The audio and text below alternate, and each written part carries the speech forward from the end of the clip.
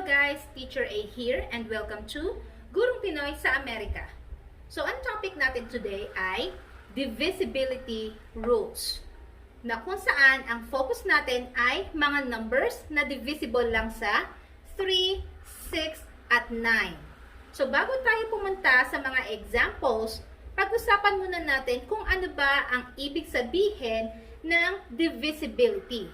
So kapag sinabing ang isang number ay divisible sa 3 o kaya sa 6 or sa 9, ang ibig sabihin ay yung number na yon ay pwedeng i-divide sa 3 o kaya sa 6 or sa 9 na kung saan yung sagot ay sakto. Walang remainder, walang decimal. Sakto siya, even ang sagot, sakto. So, punta na tayo sa first subtopic natin.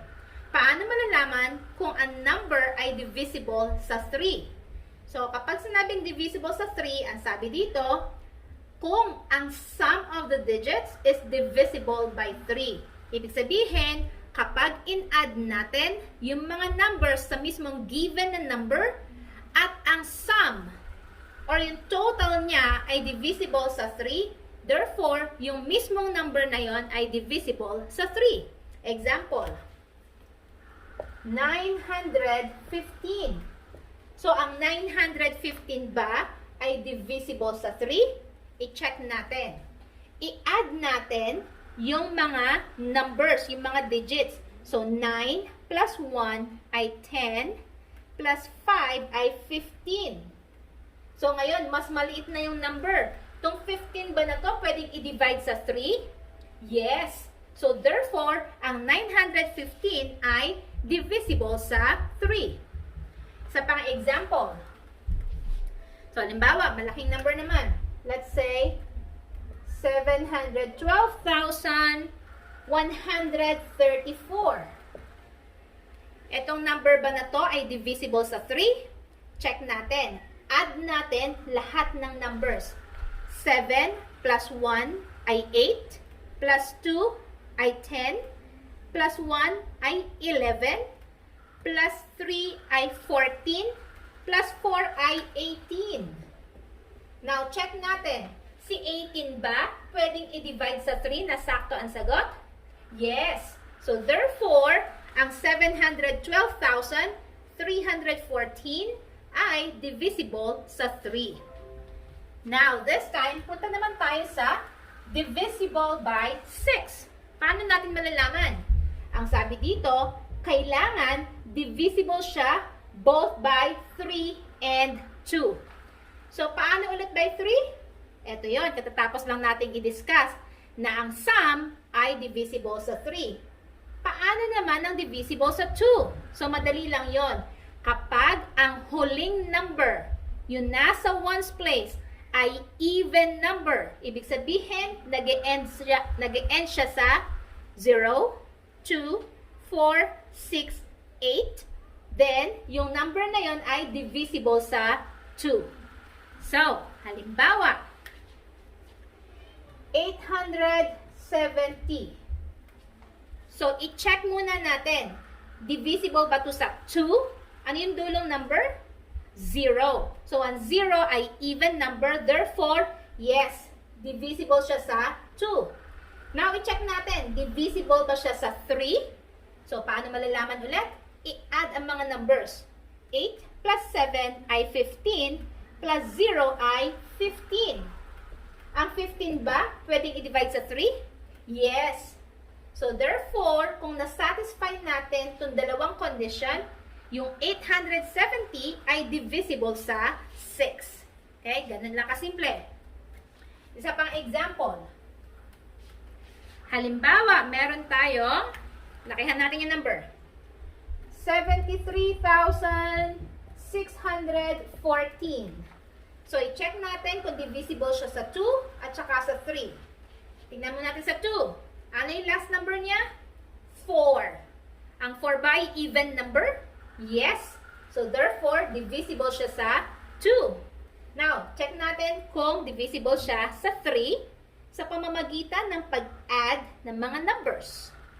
So, 7 plus 3 ay 10, plus 6 ay 16, plus 1 ay 17, plus 4 ay 21. So, si 21 ba pwedeng i-divide kay 3? Yes. So, nasatisfy natin yung dalawang condition. Therefore, si 73,614 ay divisible by 6. Now, this time, punta na tayo kay 9.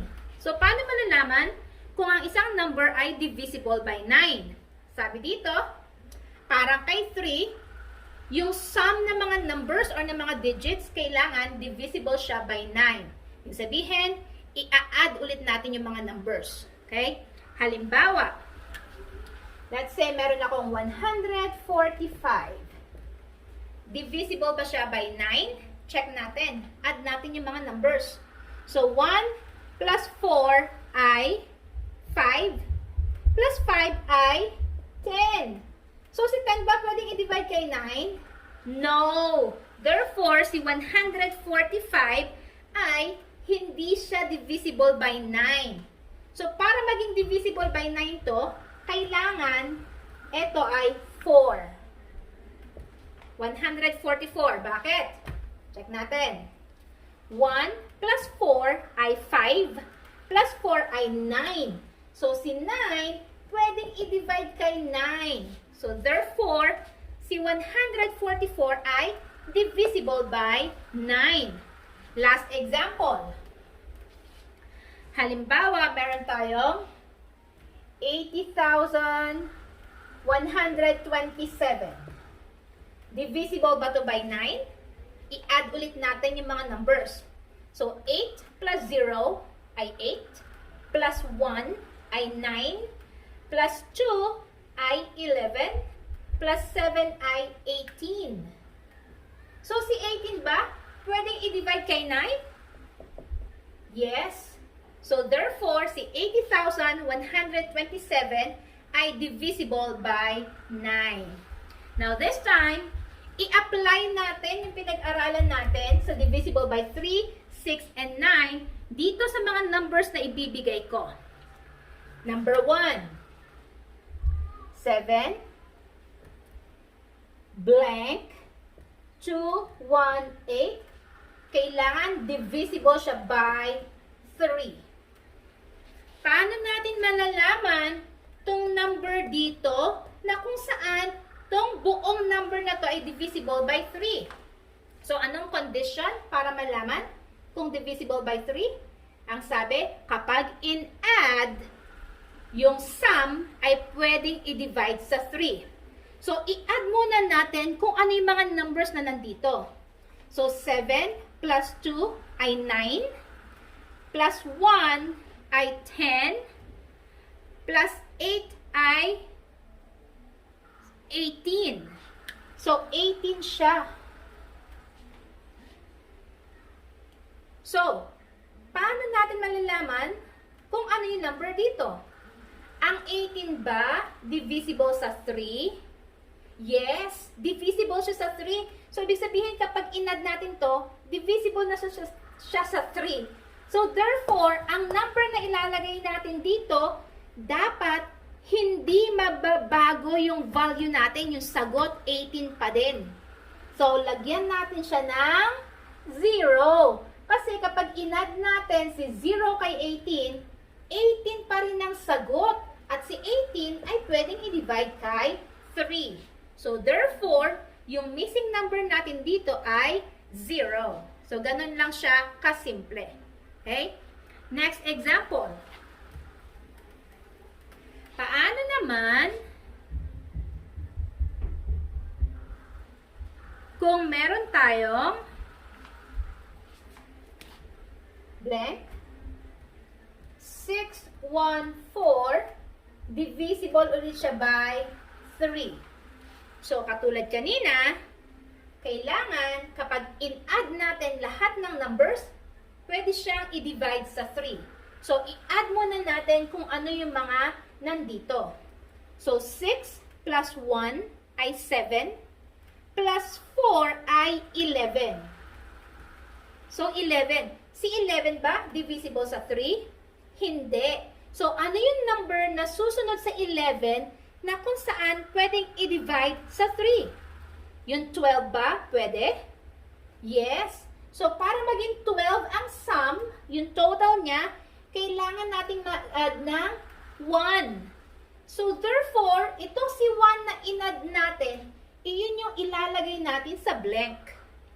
Kasi, 1 plus 6 ay 7, plus 1 ay 8, plus 4 ay 12. At si 12 ay divisible kay 3. Okay? So, ganun lang kasimple. This time, divisible naman by 6.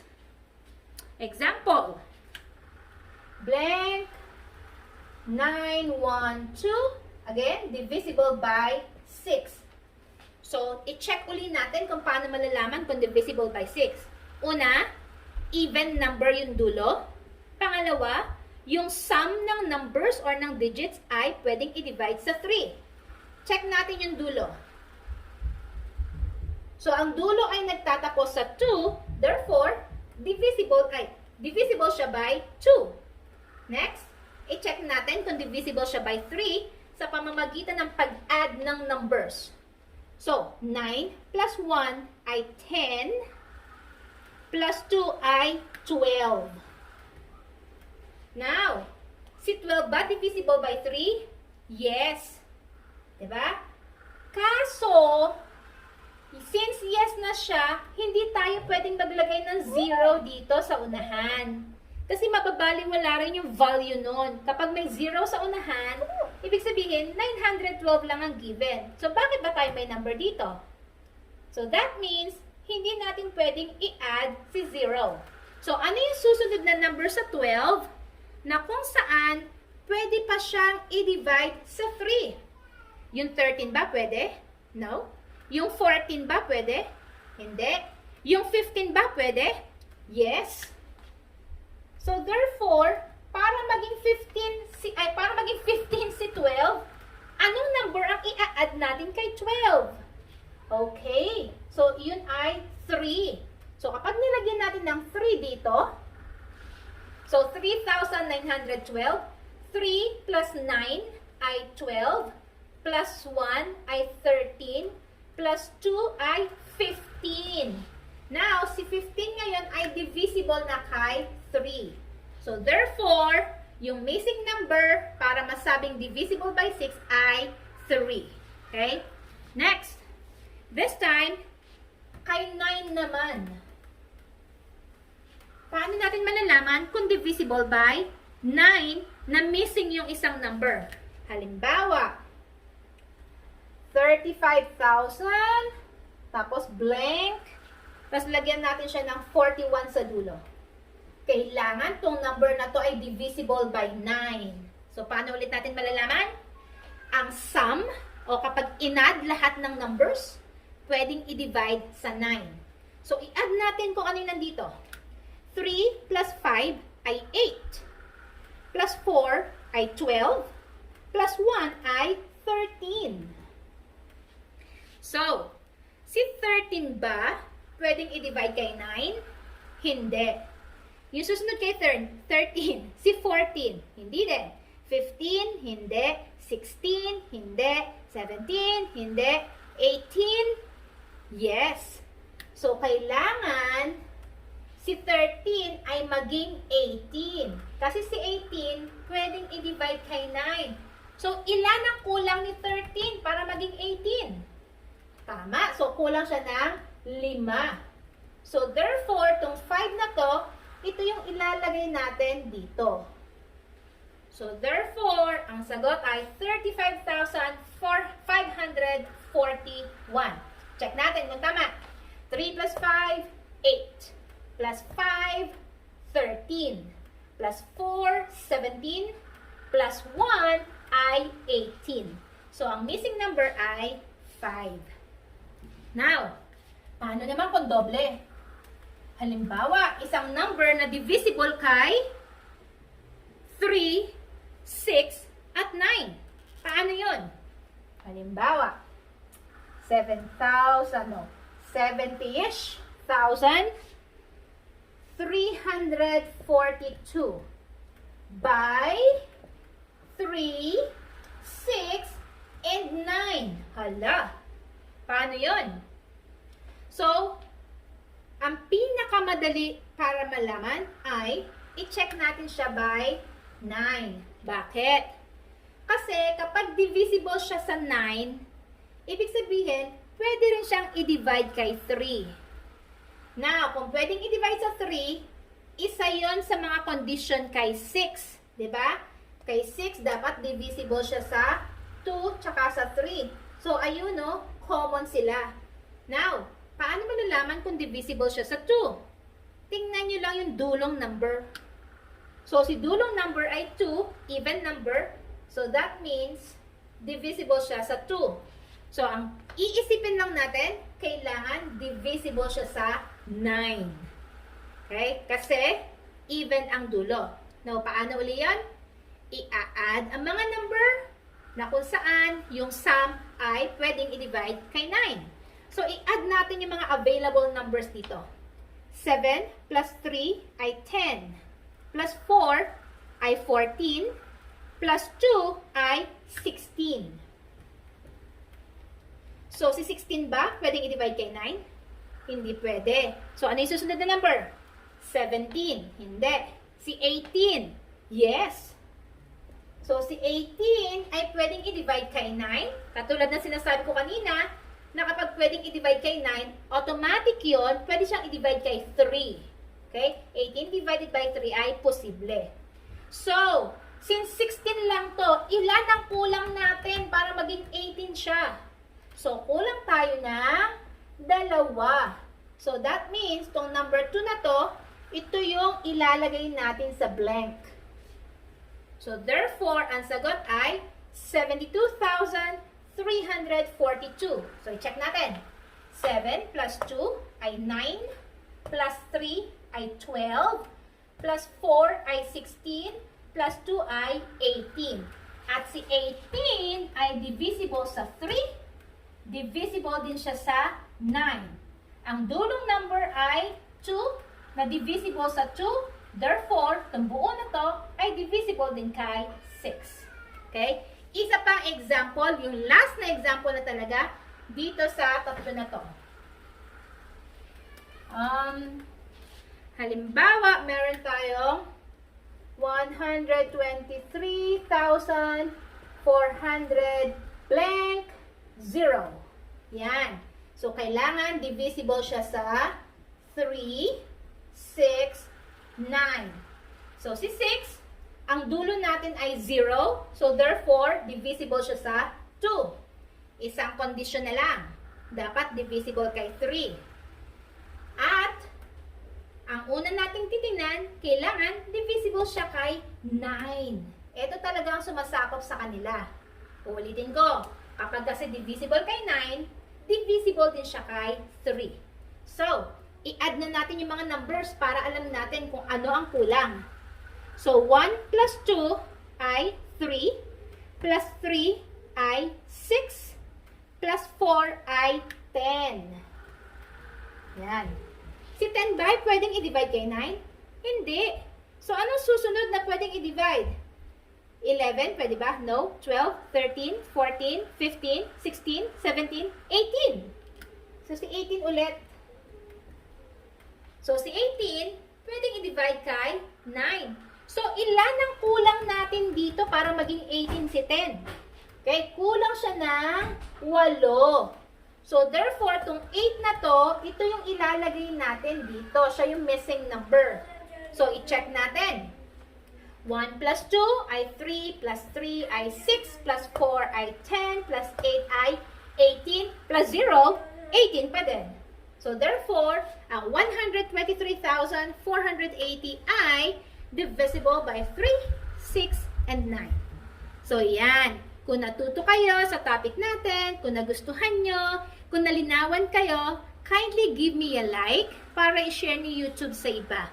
Okay? So, kung meron ulit kayong mga questions, parents, students, do not hesitate na i-PM ako. Kung ano man yung kailangan nyo na makakatulong ako sa pag-explain sa lesson nyo or sa module nyo, please give me, or text me, message me, or whatever, however you want to communicate with me, bahala kayo, basta iparating nyo sa akin kung ano man ang problema, na pwede akong tumulong. Okay?